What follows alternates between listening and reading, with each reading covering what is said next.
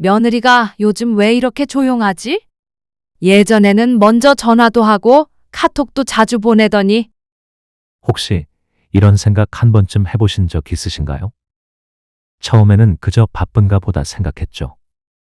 애 키우느라 정신없고 집안일에 치여서 연락이 뜸한 거라며 스스로 위로했을지 모릅니다. 그런데 문득 깨닫게 됩니다. 예전처럼 웃던 얼굴이 사라지고 명절이 다가와도 바빠요. 못 갈 것 같아요라는 말만 남을 때 마음 한켠이 서운해지고 허전해지죠. 내가 뭘 그렇게 잘못했나? 나는 잘해준다고 했을 뿐인데. 그런데 말입니다. 혹시 그 잘해주었다는 기준이 나의 기준은 아니었을까요? 사실 며느리와의 관계는 얼마나 많이 해줬는가 보다는 어떻게 마음을 나누었는가에 달려 있습니다. 며느리도 알고 있습니다. 시어머니가 애쓰셨다는 걸, 정성을 다하셨다는 걸. 하지만 그 애씀 속에서 본인의 속도가 무시되었다고 느낀다면 아무리 좋은 뜻이라도 그 마음이 닿기 어렵습니다. 오늘 노후 산책에서는 요즘 며느리들이 가장 좋아하는 시어머니의 특징 3가지를 감동적인 실제 사례와 함께 나누어 보려 합니다. 다정한 기다림으로, 말없는 경청으로, 그리고 나의 방식이 아닌 그 아이의 방식을 인정하는 마음으로 시어머니와 며느리 사이의 벽을 허문 3분의 진짜 이야기를 전해드릴게요. 이 이야기를 들으시며 혹시 그동안 마음 한켠에 자리했던 작은 오해나 서운함이 녹아내리기를, 그 자리에 따뜻한 이해와 존중이 새로 피어나기를 진심으로 바라는 마음으로 시작합니다. 1. 먼저 다가가지 않고 다가오기를 기다려주는 시어머니. 정자 씨는 올해 68세입니다. 20대 초반에 결혼해서 남편과 함께 시장통에서 장사하며 2 아들을 키워낸 억척스러운 엄마였죠. 새벽에 시장 문을 열고 밤늦게야 가게 셔터를 내리던 날들. 그 시절을 떠올리면 지금도 손등이 욱신거립니다. 그렇게 평생을 가족을 위해 살아온 정자 씨에겐 자식들 곁에 내가 있어야 한다는 생각이 너무나 당연했죠. 그래서 큰아들이 결혼했을 땐 속으로 이렇게 다짐했답니다. 이제 내게도 딸 하나 생겼다. 친딸처럼 정말 잘해줘야지. 그 다짐은 실천으로 이어졌습니다. 명절이면 음식 잔뜩 챙겨주고 반찬 좀 하면 나눠주고 시장에서 싸게 산 속옷이며 장갑까지 바리바리 챙겼죠. 며느리 생일에는 작은 용돈 봉투를 건넸고 아프다 하면 미역국 끓여 들고 갔습니다. 이 정도면 고맙게 여겨야지. 내 딸같이 생각해서 하는 건데 뭐가 문제야? 그렇게 생각했기에 더욱 더 열심히 다가갔습니다. 하지만 이상했습니다. 처음엔 감사해요 어머니 하며 밝게 웃던 며느리가 어느 순간부터 괜찮아요, 바빠서요라는 말을 자주 하게 됐습니다. 통화 시간은 짧아졌고 메시지의 이모티콘이 사라졌으며 이따금 찾아오던 얼굴도 점점 뜸해졌습니다. 정자 씨는 처음엔 이렇게 생각했습니다. 요즘 애들이 원래 저래. 애 키우느라 정신없겠지. 그럴수록 더 챙겨줘야지. 하지만 시간이 지날수록 이건 단순히 바빠서가 아니라는 걸 느끼게 됐습니다. 며느리의 눈빛에는 미묘한 불편함이 담겨 있었고 대화는 피상적으로 흘렀으며 내가 오는 걸 반가워하지 않는다는 기분이 들었습니다. 그러던 어느 날 작은 아들이 조심스럽게 말을 꺼냈습니다. 엄마, 형수님이 요즘 좀 힘들어해요. 엄마가 뭘 잘못하신 건 아니고 그냥 너무 자주 연락하셔서 조금 부담스러웠대요. 혼자 있는 시간이 없대요. 그 말을 들은 순간 정자 씨는 숨이 멎는 것 같은 기분을 느꼈습니다. 가슴이 뻐근하고 손끝이 저릿했습니다. 나는 그저 잘해주고 싶었을 뿐인데 그게 부담이었단 말이야. 억울함, 서운함 그리고 허탈함이 뒤섞여 그날 밤 혼자 앉아 한참을 울었습니다. 울다가 문득 자신이 친정엄마에게 했던 말을 떠올렸습니다. 엄마, 너무 자주 전화하지 마. 나도 나만의 리듬이 있어. 매일매일 엄마 걱정 듣고 있으면 숨이 막혀. 그 순간 깨달았습니다. 자신도 누군가에겐 부담이 될 수 있다는 걸. 사랑이라는 이름으로 다가간 행동이 상대에겐 숨 쉴 틈 없는 간섭이 될 수도 있다는 걸. 그리고 그날 이후 정자 씨는 조심스럽게 거리두기를 시작했습니다. 반찬을 해도 보내지 않고 냉장고에 넣어두었고 전화를 하고 싶을 땐 한 템포 늦췄습니다. 며느리의 SNS를 훔쳐보듯 살펴보며 안부를 대신했고 보고 싶다는 말도 입안에서 삼켰습니다. 이전 같았으면 도저히 참을 수 없던 일들이었지만 정자 씨는 참아냈습니다. 사랑을 지키기 위해 거리를 좁히는 대신 넓히는 용기를 낸 거죠. 그리고 어느 늦가을 저녁, 핸드폰에서 알림음이 울렸습니다. 어머니, 내일 저녁 시간 괜찮으세요? 남편이 오랜만에 어머니 얼굴 뵙고 싶다고 해서요. 저도요, 진짜요. 순간 핸드폰이 손에서 미끄러질 뻔했습니다. 정자 씨는 입술을 깨물며 휴대폰을 꼭 끌어안았습니다. 눈물이 주르르 흘러내렸습니다. 그리고 혼잣말처럼 중얼거렸죠. 그래, 기다리니까 오네. 내가 자리를 비우니까 아이가 오네. 그날 며느리는 정자 씨의 된장찌개를 2그릇이나 먹고 갔습니다. 밥 먹으면서 이런 말도 했습니다. 어머니, 예전엔 솔직히 부담스러울 때가 있었어요. 근데 요즘엔 어머니 생각이 자꾸 나요. 이상하죠? 오히려 연락이 없으시니까 더 생각나요. 정자 씨는 조용히 웃었습니다. 그리고 마음속으로 되뇌었습니다.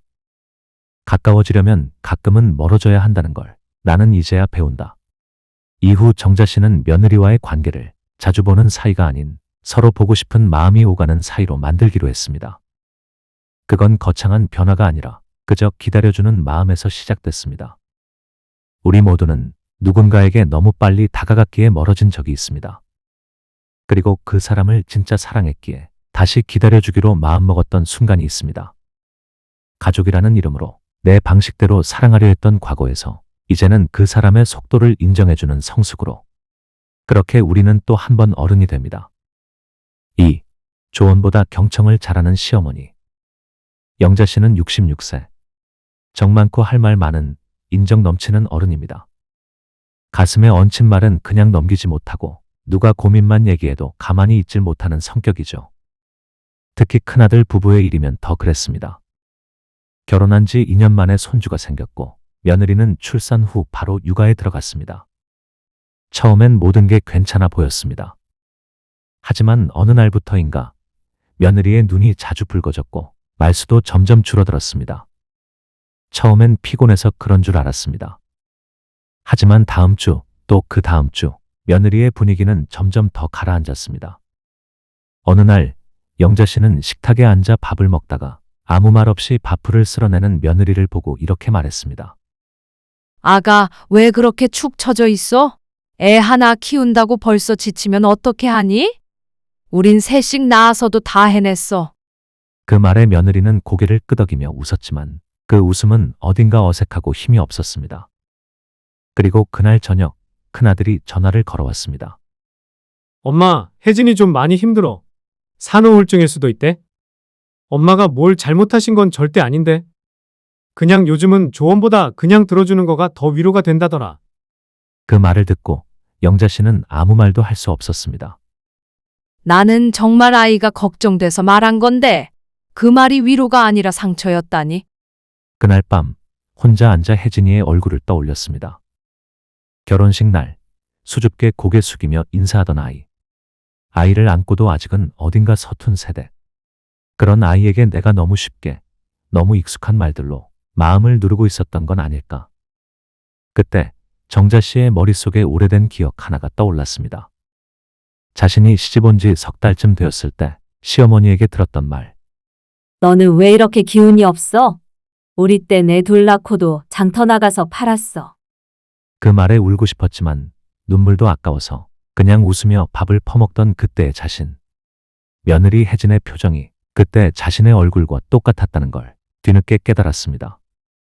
다음 날 아침 영자 씨는 아무 말 없이 따뜻한 유자차를 한 잔 끓여 며느리에게 건넸습니다. 그리고 식탁에 마주 앉아 오랜만에 아무 말도 하지 않았습니다. 그 시간이 처음엔 어색했습니다. 뭔가 말을 해야 할 것 같고 이런저런 충고가 목까지 차올랐지만 영자 씨는 꾹 참았습니다. 그리고 그렇게 일주일, 다음 주, 또 그 다음 주. 영자 씨는 며느리와 있을 때마다 듣기를 연습했습니다. 말없이 같이 있는 것이 얼마나 큰 위로가 되는지를 그제야 배워나갔습니다. 한 달쯤 후 며느리가 조심스레 먼저 말을 걸었습니다. 어머니, 요즘 많이 편해졌어요. 그냥 이렇게 같이 차 한 잔 마시는 게 저한테는 제일 큰 힘이에요. 그리고 말을 이었습니다. 사실 누구보다 어머니가 저한테 애써주신 거 아는데 제가 그걸 몰라본 것 같아서 죄송해요. 영자 씨는 웃으며 며느리의 손등을 가만히 잡아주었습니다. 그리고 말했죠. 아냐, 고맙다. 내 말보다 내 마음을 듣게 해줘서. 정말 고맙다. 그 후로 두 사람 사이에는 말 없는 대화가 이어졌습니다. 점심 식사 후 커피 한 잔, 창밖을 보며 나누는 눈빛, 고요한 시간을 함께 보내는 것. 그 모든 것이 말보다 더 깊은 교감이 되었습니다. 지금 영자 씨는 이렇게 말합니다. 그 아이에게 해줄 수 있는 가장 큰 위로는 내 말이 아니라 그 아이의 마음이 흐를 수 있는 조용한 공간 하나 만들어주는 거더라. 말은 쉽지만 경청은 어렵습니다. 그러나 우리가 진짜 어른이 되기로 결심했을 때, 우리가 먼저 조용해졌을 때, 비로소 며느리의 목소리가 들리기 시작합니다. 그리고 그 순간부터 며느리는 시어머니를 가장 편한 사람으로 느끼기 시작합니다. 그게 진짜 가족이 되는 시작입니다. 3. 나의 방식을 강요하지 않는 시어머니. 선자 씨는 올해 70입니다. 여전히 허리를 꼿꼿하게 세우고 다니는 자존심 있는 엄마죠. 젊었을 때는 애 셋 다 손수 키웠다고 어깨 펴며 말하고 지금도 여전히 직접 시장을 보고 반찬을 만들어 식구들을 챙깁니다. 세탁기보다 손빨래가 더 깨끗하다 믿고 밀폐용기 대신 유리병에 음식을 담는 게 익숙한 세대. 그런 선자 씨에겐 한 가지 확신이 있었습니다. 자식 키우는 데는 정답이 있어. 내 방식이 틀릴 리가 없지. 그래도 나 잘 키웠잖아. 그래서 며느리가 첫 아이를 낳고 생후 10개월 만에 어린이집을 보내겠다고 했을 땐 속으로 이렇게 외쳤습니다. 세상에 아직 말도 못하는 애를 남한테 맡겨? 엄마라는 사람이 애 손에서 이렇게 쉽게 놓으면 어떡해. 참고 또 참았지만 결국 식사 자리에서 말이 튀어나왔습니다. 아가, 애는 엄마가 키워야 정이 붙지. 다른 사람 손 타면 버릇부터 달라져. 그렇게 크면 안 돼. 그 말에 며느리는 아무 대꾸 없이 숟가락을 내려놨고 그날 식사는 서먹하게 끝났습니다. 며칠 뒤 큰아들이 전화를 걸어왔습니다. 엄마, 미안한데 지연이가 많이 위축됐어요. 엄마가 뭐라 하신 게 틀렸단 건 아닌데 요즘은 엄마 방식이 부담스러울 때도 있다고 해요. 그 순간 선자 씨는 머리를 한 대 얻어맞은 듯 멍해졌습니다. 나는 분명 아이를 생각해서 말한 건데 그게 애를 작아지게 했다고? 생각해보면 자신도 시집와 처음 겪는 것들 앞에서 시어머니의 말 한마디에 나는 왜 이리 부족한가 싶었던 날이 많았습니다. 그때의 그 외로움이 며느리에게도 그대로 반복되고 있었던 겁니다. 며칠 후 선자 씨는 며느리에게 조용히 차를 한 잔 내주며 말했습니다. 아가, 내가 너한테 너무 내 방식을 강요한 것 같구나. 미안하다. 내가 겪은 시대랑 지금은 많이 다른 거지? 너도 너 나름대로 많이 고민했을 텐데. 내가 그걸 몰랐네. 그 말에 며느리는 눈을 동그랗게 뜨더니 잠시 말이 막힌 채 입술을 떨었습니다. 어머니, 제가 사실 계속 죄짓는 기분이었어요. 저 혼자 너무 이기적인 엄마가 된 것 같고. 근데 이렇게 말씀해 주시니까 정말 위로가 돼요. 그날 이후 두 사람 사이에 눈에 띄는 변화가 생겼습니다. 며느리는 육아 일기 사진을 먼저 보내오기 시작했고 어머니, 오늘은 민준이가 처음으로 엄마라고 했어요. 이런 짧은 문자에 선자 씨는 가슴이 벅차올랐습니다. 한 번은 어린이집에서 찍힌 아이 사진을 보며 며느리가 이렇게 말했답니다. 어머니, 애가 저기서도 잘 웃더라고요. 그거 보니까 저도 좀 괜찮은 엄마 같았어요. 그 말을 들은 선자 씨는 눈물이 핑 돌면서도 묵묵히 고개를 끄덕였죠. 그래, 내 방식도 괜찮은 거야. 엄마라는 이름 아래 누구나 자기만의 최선을 다하는 거니까. 이제 선자 씨는 주변 친구들에게 이렇게 말합니다. 며느리랑 잘 지내려면 내가 살아온 방식을 내려놓는 연습부터 해야 해. 그거 절대 쉽진 않지만 해낼 만한 일이더라고. 가족이란 같은 피보다 같은 방향을 보고 걸어주는 사람이 있는 것 아닐까요? 그 방향을 맞추는 가장 좋은 방법은 내가 먼저 발걸음을 늦춰주는 것일지도 모릅니다. 진짜 어른이 된다는 건 내가 옳았던 걸 고집하는 게 아니라 상대의 옳음을 인정해주는 마음에서 시작됩니다. 며느리의 삶도 그 아이 나름대로 치열하다는 걸, 시대는 바뀌고 방식은 다르지만 사랑하는 마음은 같다는 걸 이해할 때 비로소 진짜 가족이 되는 문이 열립니다. 사랑은 참 이상한 감정입니다. 너무 가까이 가면 부담이 되고 너무 멀어지면 외로워지고 그래서 가족이라는 이름은 가장 쉽고도 가장 어려운 관계인지도 모릅니다. 우리는 좋은 시어머니가 되고 싶어서 정말 많은 것을 했습니다. 반찬을 싸주고 아플까 봐 먼저 전화하고 명절이 다가오면 이것저것 바리바리 챙겨놓고 기다렸죠. 그 모든 게 사랑이라는 이름 아래 한 일이었습니다. 그런데 이제는 알 것 같습니다. 그 사랑이 닿기 위해선 내가 원하는 방식이 아니라 그 사람이 받아들일 수 있는 방식이어야 한다는 걸. 며느리는 아직 누군가의 딸이고 그 딸은 또 하나의 삶을 짊어진 사람입니다. 그 삶을 인정해주고 그 속도를 기다려주고 그 마음을 있는 그대로 들어주는 것. 그게 진짜 어른이 되는 길이고 진짜 시어머니가 되는 길이라는 걸 오늘 우리는 함께 배웠습니다. 오늘 들려드린 세 분의 이야기를 통해 마음의 작은 울림이 전해졌기를 바랍니다. 그리고 그 울림이 가족이라는 이름 아래 다시 손을 내밀 수 있는 작은 용기가 되기를 소망합니다. 며느리가 먼저 다가오지 않아도 괜찮습니다. 당신이 이미 따뜻한 여백을 만들어 주었다면 그 아이는 반드시 돌아옵니다. 기다리는 사랑은 결국 닿게 되어 있으니까요. 오늘도 노후 산책과 함께 걸어주셔서 고맙습니다.